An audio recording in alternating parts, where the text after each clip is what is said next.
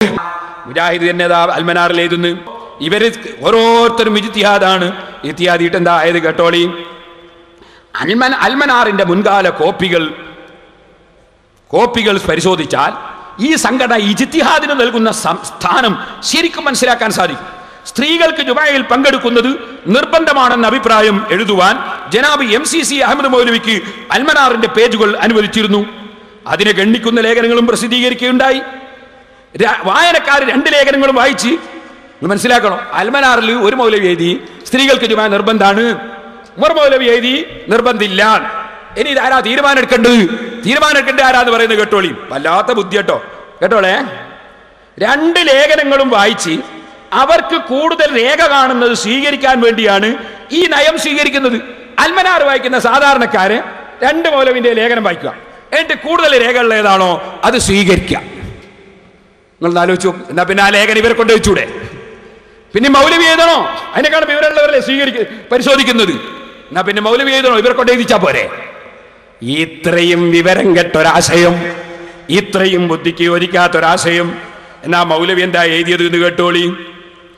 മൗലവി പറയാണ്, ആകയാൽ പള്ളിയിലേക്കും ഈദ്ഗാഹിലേക്കും പെണ്ണുങ്ങൾ വരുന്നതിനെ അസാധ്യമാക്കി തീർക്കുന്ന യാതൊരു നിയമവും ശരീഅത്തിലില്ല. പക്ഷെ എന്തായാലും മാമൂല് വിടാനോ ശരീഅത്ത് അനുസരിക്കാനോ പെണ്ണുങ്ങൾ തയ്യാറില്ലെന്നുള്ളതാണ് ശരി. പെണ്ണുങ്ങൾക്ക് ബുദ്ധിയുണ്ട്, മൗലവിമാരെ പോലല്ലോ. അവര് പണ്ടയുള്ള വിടൂല, പെണ്ണുങ്ങൾക്ക് ബുദ്ധിയുണ്ട്. അതിന് മൗലവിക്ക് ദേഷ്യം പിടിക്കുകയാണ്. മൗലവി പറയാണ്, എന്നാൽ അടിച്ച് പെണ്ണുങ്ങളെ പുറത്തിറക്കേണ്ട ചുമതല ദീൻ അറിയുന്ന ആണുങ്ങളെ മേലാണ്. പെണ്ണുങ്ങൾ പോരെ ഇറങ്ങുന്നില്ലേ ഈദ്ഗാഹിലേക്ക്? അടി തന്നെ കൊടുക്കെന്നെ അടി. 4 ഒലക്കയും എടുക്കുക, മൗലവിമാരൊക്കെ ഒലക്കെടുക്കുക, അടിക്കുക, പെണ്ണുങ്ങളൊക്കെ അടിച്ച് പുറത്താക്കുക. മൗലവി എഴുതിയതാ. ഏത് ഖുർആനിലാ മൗലവി ഇത് പറഞ്ഞത്? ഏത് ഹദീസിലാ പറഞ്ഞത്? ഈ പ്രസ്ഥാനം ജനങ്ങളോട് പറയുന്നത് പുത്തൻവാദങ്ങളല്ല, മറിച്ച് ഹബീബായ റസൂലുള്ളാഹി സ്വല്ലല്ലാഹു അലൈഹി വസല്ലം പഠിപ്പിച്ച ശുദ്ധമായ ഇസ്ലാമിന്റെ ആശയാദർശങ്ങളാണ് പഠിപ്പിച്ചും പറഞ്ഞും കൊണ്ടിരിക്കുന്നത്.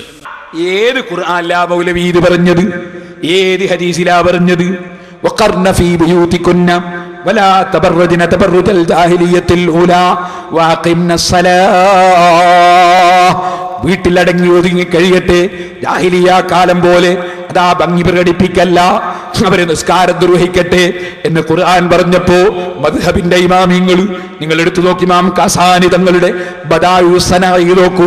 ഈ ആയത്ത് ഉദ്ധരിച്ചുകൊണ്ട് അവിടുന്ന് പറഞ്ഞില്ലേ, യുവതികളെ നിങ്ങൾ ഈദ്ഗാഹിലേക്കും പള്ളിയിലേക്കും പോകുന്നത് പച്ച ഹറാമാണ് കേട്ടോ. പേരോട് പറഞ്ഞതല്ല, ഇമാം കസാനി പറഞ്ഞതാണ്. ഹനഫി മദ്ഹബാണ് കേട്ടോ. ശാഫിഈ മദ്ഹബിലെ ഇമാമിങ്ങളും അതാ പറഞ്ഞു, ഫിത്നയാണ്, ഫിത്നയുണ്ടെങ്കിൽ ഹറാമാണ്, ഒരു പണ്ഡിതനും തർക്കമില്ല. ഫിത്നയുണ്ടെങ്കിൽ ഹറാമാണ്, ഒരു പണ്ഡിതനും തർക്കമില്ല. ഫിത്ന ഉണ്ടെന്ന് അതാ ഇമാമിങ്ങൾ റിപ്പോർട്ട് പറയുന്നു. എന്നവര് റിപ്പോർട്ട് പറയുന്നു.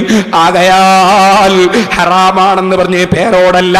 ഇബ്നു ഹജറുൽ ഹൈതമി തങ്ങൾ അതാ കിഫായത്തുൽ അഖ്യാറിന്റെ മുസന്നിഫിൽ നിന്ന് എടുത്തുദ്ധരിച്ചതല്ലേ, ഇമാം ഹുസ്നിയിൽ നിന്ന് ഉദ്ധരിച്ചതല്ലേ.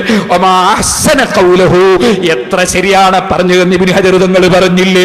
ഓ മുസ്ലിമീങ്ങളെ, ഏതായിരുന്നാലും പെണ്ണ് പള്ളിയിലേക്കും ഈദ്ഗാഹിലേക്കും പോകുന്നത് ഫിത്നയുണ്ടെങ്കിൽ ഹറാമാണെന്നതിലൊരു പണ്ഡിതനും തർക്കമില്ലല്ലോ.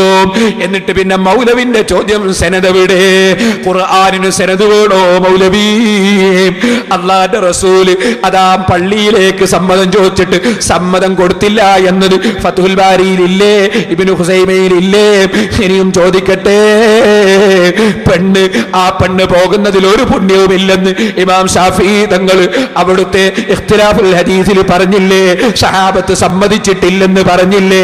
പിന്നെ എവിടുന്നാണ് നിങ്ങൾക്ക് സംശയം വന്നത്?